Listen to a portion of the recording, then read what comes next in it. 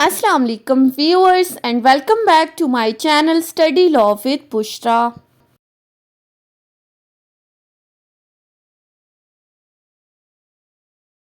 So we were discussing Civil Procedure Code 1908. We have discussed up till section 99. In this video we are going to discuss the topic of second appeal.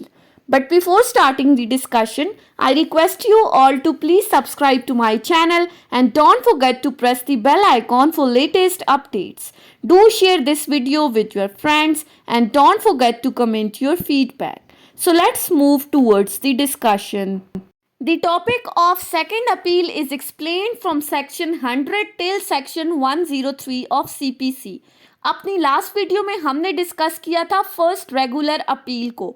Section 96 से section 99 तक हमने detail में discuss किया था।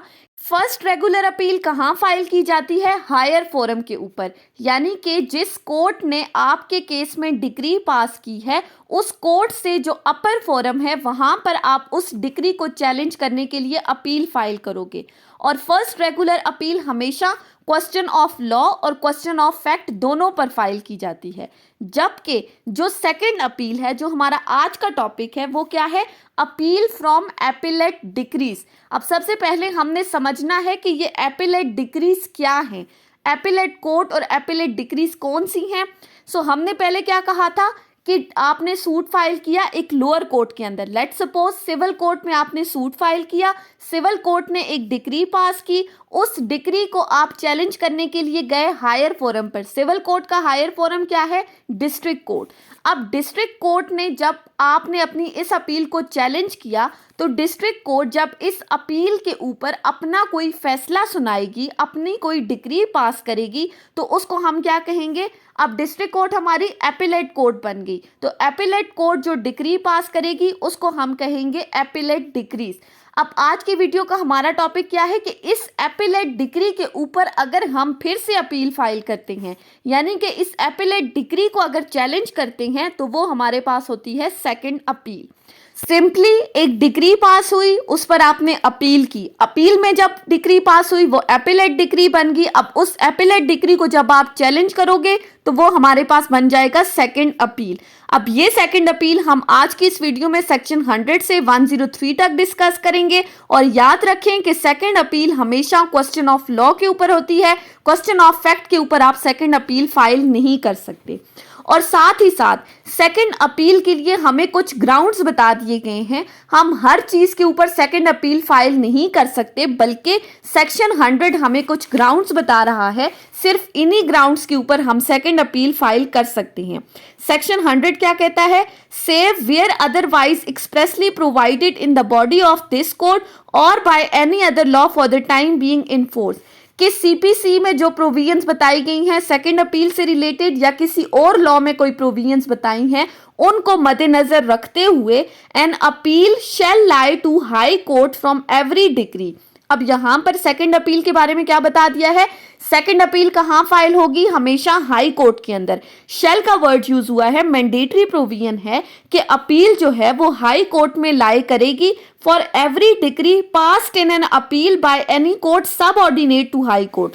हर उस decree के against आप second appeal file कर सकते हो जो डिक्री किसी ऐसी कोर्ट ने पास की है जो कि हाई कोर्ट की सबऑर्डिनेट है। अब हाई कोर्ट की सबऑर्डिनेट कौन है? District court. सो डिस्ट्रिक्ट कोर्ट ने जितनी भी अपील्स का फैसला सुनाया है उन अपील्स के लिए आप सेकंड अपील फाइल कर सकते हो हाई कोर्ट के अंदर on any of the following grounds. अब किन ग्राउंड्स के ऊपर? Number 1, the decision being contrary to the law और to some usages having the force of law. पहली चीज कि जो एपिलेट फोरम पे फैसला सुनाया गया है, पहली बात तो अगर तो वो लॉ के अगेंस्ट है, कानून के बरक्स है या किसी यूजेजेस के खिलाफ है। यूजेजेस क्या है? कि जो स्पेसिफिक कम्युनिटी के लोग किसी एक चीज को रिपीटेडली फॉलो करते हैं, वो यूजेजेस जिनको फोर्स ऑफ लॉ हासिल होती है, जिनकी फोर्स लॉ के बराबर है। अगर तो एपिलेट फोरम ने कोई फैसला इस लॉ के अगेंस्ट या यूजेजेस के अगेंस्ट सुनाया है तो आप उस पर सेकंड अपील फाइल कर सकते हो। Secondly, the decision having failed to determine some material issues of the law or usages having the force of law। Secondly कि जो एपिलेट फोरम ने फैसला सुनाया है उसमें इश्यूज ऑफ लॉ को ठीक तरह से डिटरमिन नहीं किया, वो इश्यूज ऑफ लॉ को डिटरमिन करने में नाकाम हो गए हैं। अब इश्यूज ऑफ लॉ या क्वेश्चन ऑफ लॉ हमारे पास क्या आता है कि विटनेसेस को नहीं बुलाया, डॉक्यूमेंट्स जो ज़रूरी थे कोर्ट में प्रोड्यूस करवाने वो नहीं किए, समन्स नहीं भेजे विटनेसेस को। तो जहां पर इश्यूज ऑफ लॉ डिटरमिन करने में फेल हो गए हैं, या थर्डली अ सब्सटेंशियल एरर और defect in the procedure provided by this court और any other law for the time being in force which may have produce error और defect in the decision of the case upon the merits. यहाँ पर CPC में जो procedure बताया गया है second appeal से रिलेटेड, उस प्रोसीजर को ठीक तरह से फॉलो नहीं किया, जिसकी वजह से केस डिसाइड करते वक्त कुछ एरर्स या डिफेक्ट्स आ गए हैं, जिसकी वजह से केस के मेरिट्स अफेक्ट हो रहे हैं। तो प्रोसीजर की नाकामी के ऊपर भी आप सेकंड अपील फाइल कर सकते हो। पहली चीज, अगर कोई चीज कानून या यूजेजेस के खिलाफ है, सेकेंडली इश्यूज ऑफ लॉ को डिटरमिन नहीं किया गया, थर्डली प्रोसीजर को ठीक तरह से फॉलो नहीं किया गया, तो ये तीन वो ग्राउंड्स हैं जिनके ऊपर आप सेकंड अपील फाइल कर सकते हो हाई कोर्ट के अंदर। इनके अलावा आप हाई कोर्ट में सेकंड अपील फाइल नहीं कर सकते। नेक्स्ट है हमारे पास सेक्शन 101। सेक्शन 101 क्लियरली बता रहा है second appeal on no other grounds. अब इस सेक्शन में क्लियरली एक चीज डिटरमिन कर दी गई है that no second appeal shall lie except on the grounds mention in section 100 of CPC, कि सेकंड अपील किसी और सूरत में हाई कोर्ट में लाई नहीं करेगी। शेल का वर्ड यूज हुआ है, मैंडेटरी है कि आप हाई कोर्ट में सवाए उन ग्राउंड्स के जो सेक्शन 100 में मेंशन हुए हैं उनके अलावा किसी और ग्राउंड के ऊपर सेकंड अपील फाइल नहीं कर सकते। ग्राउंड्स कौन से हैं? फैसला लॉ के अगेंस्ट है, यूजेजेस के अगेंस्ट है, इश्यूज ऑफ लॉ को डिटरमिन नहीं किया गया, प्रोसीजर को ठीक तरह से फॉलो नहीं किया गया जिसकी वजह से मेरिट्स अफेक्ट हुए हैं। तो इन ग्राउंड्स के अलावा no second appeal shall lie. Section 103 further बता रहा है no second appeal in certain cases. अब कुछ केसेस स्पेसिफाई कर दिए हैं कि इन केसेस में तो आप सेकंड अपील फाइल कर सकते ही नहीं हैं। अब वो कौन से हैं? No second appeal shall lie in any suit of the nature cognizable by the courts of small causes, कि सेकंड अपील किसी भी ऐसे केस में लाई नहीं करेगी जहां पर डिक्री पास की गई है किसी सूट में, और वो डिक्री किसने पास की है? Courts of the small causes. जहां पर स्मॉल कॉजेज कोर्ट ने जो छोटी नोयत के मुकदमों को डील करते हैं उन्होंने कोई डिक्री पास की है तो उसके ऊपर सेकंड अपील लाई नहीं करेगी। Secondly, and when the amount or value of the subject matter does not exceed the amount or value as the provincial government may by law determine, या फिर अगर तो प्रोविंशियल गवर्नमेंट ने एक चीज डिटरमिन कर दी है कि इतनी वैल्यू के सूट्स के ऊपर आप हाई कोर्ट में अपील फाइल कर सकते हैं, तो अगर किसी केस का सब्जेक्ट मैटर इस अमाउंट से एक्सीड नहीं कर रहा या इस अमाउंट के अकॉर्डिंग नहीं है तो फिर आप हाई कोर्ट में सेकंड अपील फाइल नहीं कर सकते। ये तमाम चीज़ें अडॉप्ट की गई हैं सिर्फ हाई कोर्ट के बर्डन को कम करने के लिए कि हर छोटे छोटे केसेस में आप हाई कोर्ट में नहीं जाएंगे।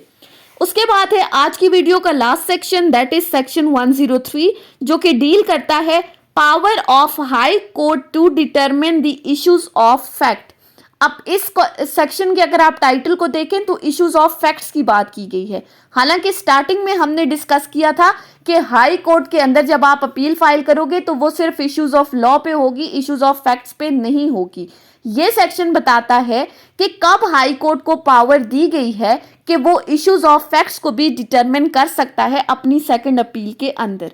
So section 103 states that in any second appeal, the High Court may, if the evidence on record is sufficient, determine any issue of fact necessary for the disposal of appeal.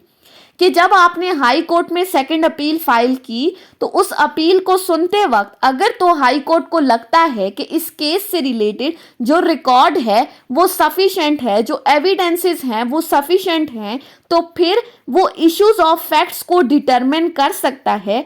कैसे issues of facts को? वो issues of the facts जो इस appeal के disposal के लिए necessary हैं, यानी कि इस अपील को डिस्पोज ऑफ करने के लिए अगर तो हाई कोर्ट को लगता है कि एविडेंस ऑन रिकॉर्ड सफिशिएंट है तो वो इश्यूज ऑफ फैक्ट्स को डिटरमिन कर सकता है which has not been determined by lower appellate court or wrongly determined by such court by reason of illegality or omission, error or defect. ऐसे issues of facts को जिनको lower appellate court यानी कि district court ने determine नहीं किया पहली बात, या तो अगर उन्होंने इन इश्यूज ऑफ फैक्ट्स को डिटरमिन किया है तो उसमें किसी तरह का कोई एरर है, कोई ओमिशन है, कोई इलीगैलिटी है, ठीक तरह से इन इश्यूज ऑफ फैक्ट्स को डिटरमिन करके केस का फैसला नहीं सुनाया, जिन इश्यूज ऑफ लॉ को हम अपील में लेकर गए थे उनको कंसिडर नहीं किया, तो फिर अगर हाई कोर्ट को लगता है कि एविडेंस ऑन रिकॉर्ड सफिशिएंट है तो वो ऐसे इश्यूज ऑफ फैक्ट्स को डिटरमिन कर सकती है।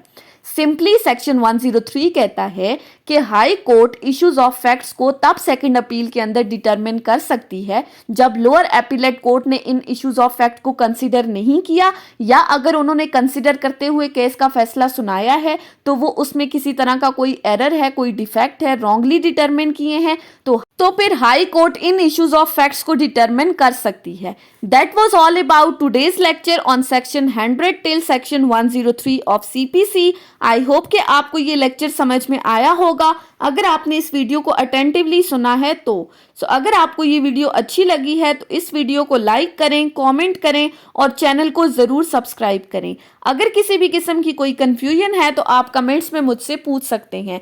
Thank you so much for watching this video. Till then Allah हाफिज़।